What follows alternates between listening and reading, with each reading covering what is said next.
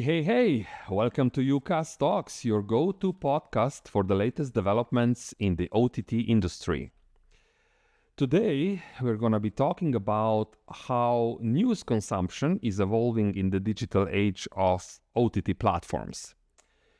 Now, the way that people consume news has transformed significantly. Traditional television and print media are no longer our primary sources. And that's true for many people, but especially true for the younger audiences. So what's causing all these changes? What's the driver here? There are, of course, several factors that are contributing to this shift. But just to mention a few, first we can say that the rise of the devices such as smartphones and also technology such as, of course, widespread internet access have made these digital platforms more accessible, so there's more people contributing, and the social media is bringing a lot of people on the platform, especially the younger generations, and the younger generations simply discover and engage with news in a different way. So because of these changes, the traditional news organizations are adapting. They are now creating short-form videos. They try to tailor their content to these social platforms. And all these news segments, again, are designed to be consumed quickly and shared easily. Again, just to adapt them to social media and to the way that many people, but particularly the younger audiences, consumes the news today. So it's all fast-paced, but of course, not all is positive, I would say. This approach, of course, expands reach, but it raises the concerns about how deep this content is, how accurate is all this information. And sometimes this brevity of short-form content leads to oversimplification, and all this fast-paced nature of social media sometimes, not always, but sometimes contributes to the spread of misinformation.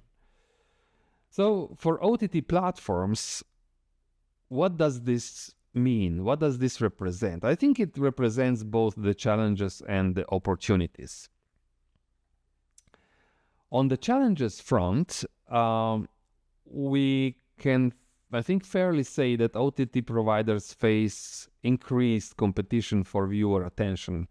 The competition, of course, are all these social media platforms that have the technology that can quickly spread and deliver this short-form content to a wide audience out there.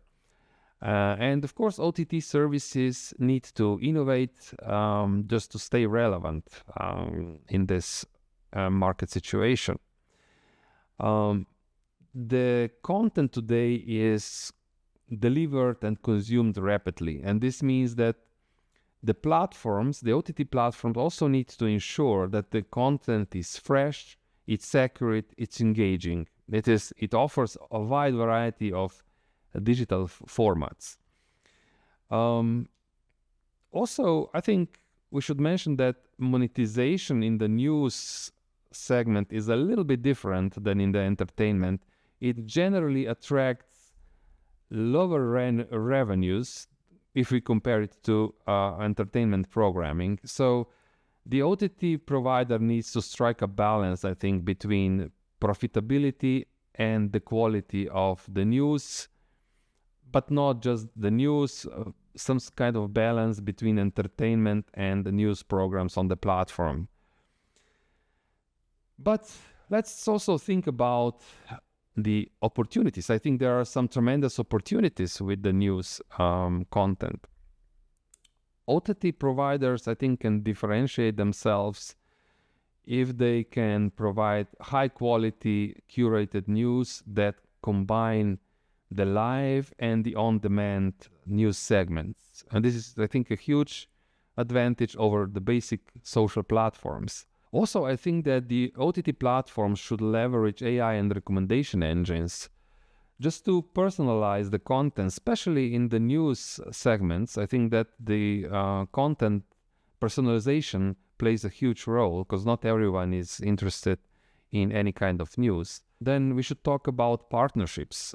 So OTT providers can increase their credibility if they can strike a partnership with news agencies, maybe with some influencers, especially if these influencers can be some reputable journalists. This can all help increasing the credibility and reach at the end. And at the end, of course, we are in the OTT platform world, so let's think about features, interactive features.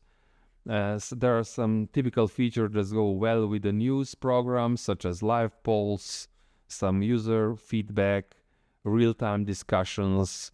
This can all boost viewer engagement and the popularity of the platform.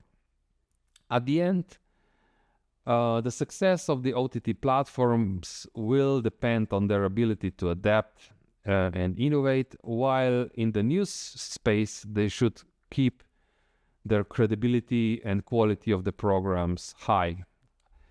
So the OTT providers have to remain agile, and they should embrace all these new content formats and technologies just to meet these changing preferences of their audiences, I think. And that's it for today. Thank you for tuning into uCast Talks again. Stay connected, follow us, and as we will deliver more programs in the future. See you next time, and bye-bye.